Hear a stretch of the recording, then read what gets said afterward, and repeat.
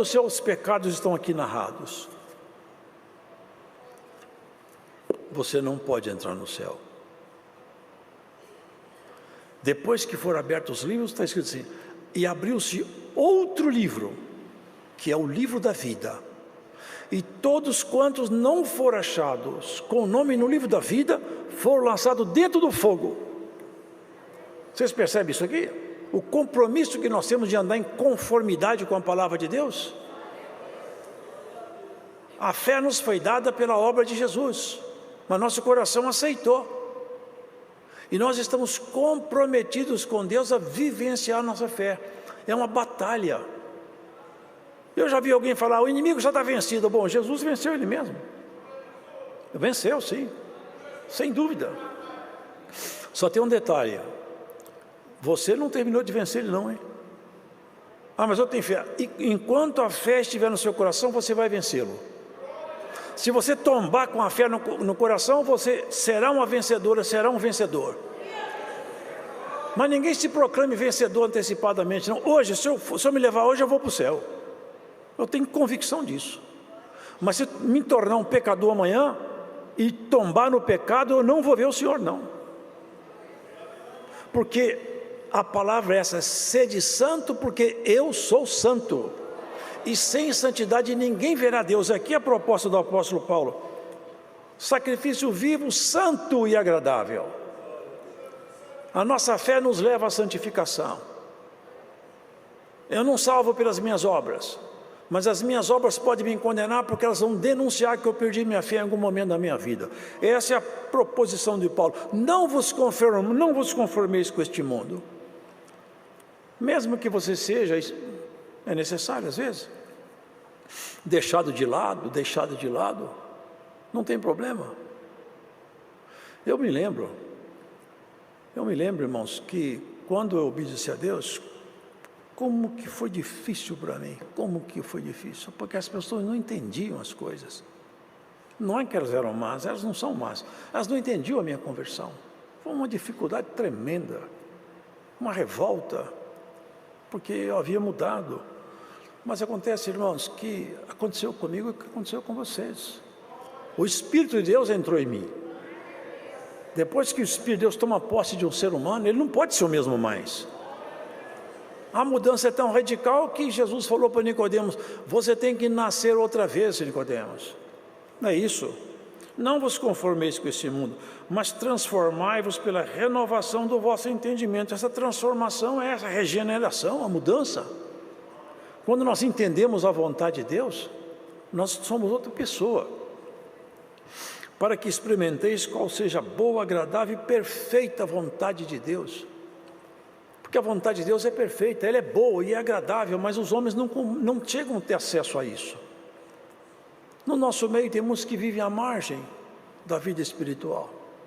O Senhor nos chama para conhecer mais a vontade dEle, a perfeita vontade dEle, a agradável vontade dEle na sua vida. Porque no geral eu sei, a doutrina me põe em conhecimento, mas na minha vida particular, o que Deus quer de mim em particular? Será que Deus requer alguma coisa em particular de mim? Certamente Ele requer. Certamente de cada um de nós Ele requer alguma coisa que seja pontual conosco. E aqui, irmãos, se nós nos transformarmos, nós vamos ter acesso a essa vontade divina que não está revelada à nossa razão, mas Deus pode torná-la revelada à nossa razão. Porque pela graça que me é dada, digo a cada um de entre vós que não saiba mais do que convém saber, mas que saiba com temperança, conforme a medida da fé que Deus repartiu a cada um. Eu já havia tentado dar uma arrumada nisso aqui, mas o que está escrito aqui é isso. Paulo, sabe o que Paulo falou? Numa das cartas deles: eu quando vim até vocês, eu não vim com sublimidade de palavras, eu não vim cá fazer um discurso bonito para vocês ficarem impressionados com a minha erudição, com a minha retórica. Eu quando vim até vocês, eu não fiquei preparando um discurso bonito, não. Eu vim até vocês com poder e demonstração do Espírito, para que a fé de vocês não se apoiasse em cima de ciência de homem, mas no poder de Deus. E tem muitas pessoas, irmãos, que ela acha que ela se torna uma pessoa muito douta, muito conhecedora de muitas coisas, e ela se destaca de uma forma equivocada. Sabe por quê? Olha o que ele fala em seguida, porque está no contexto. Assim como num corpo temos muitos membros, e nem todos os membros têm a mesma operação, assim nós que somos muitos, somos um só corpo em Cristo, mas individualmente membros uns dos outros. Vocês entendem isso aqui? Nós somos membros de um corpo. Não pode um membro ser o próprio corpo. Não pode um membro dominar o corpo. O corpo é um conjunto harmônico. É isso que está aqui escrito. Que a pessoa não tenha uma estima de si mesmo acima do que deve, mas que tenha temperança, que tenha cuidado nisso aí. Porque muitos, por ter essa visão que eles são muito especiais, eles saem, vão embora e fazem divisões. Uns criam até religião nova.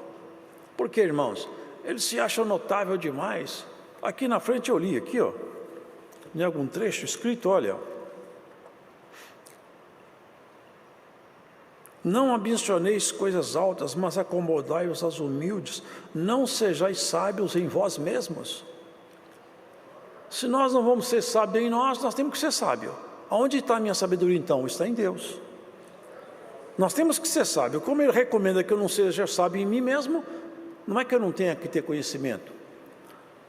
É que esse conhecimento não pode me fazer sábio aos meus olhos. É isso que ele está ensinando. E se não esse, algum outro. É o conhecimento em Deus.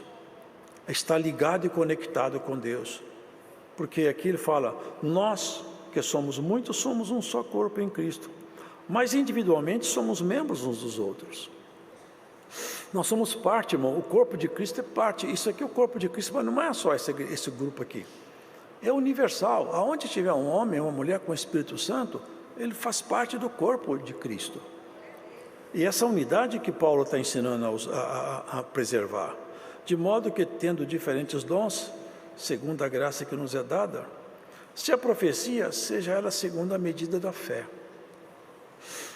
E a profecia, ela tem aqui várias compreensões, mas é sempre uma revelação do Espírito Santo acerca de algum assunto até então desconhecido.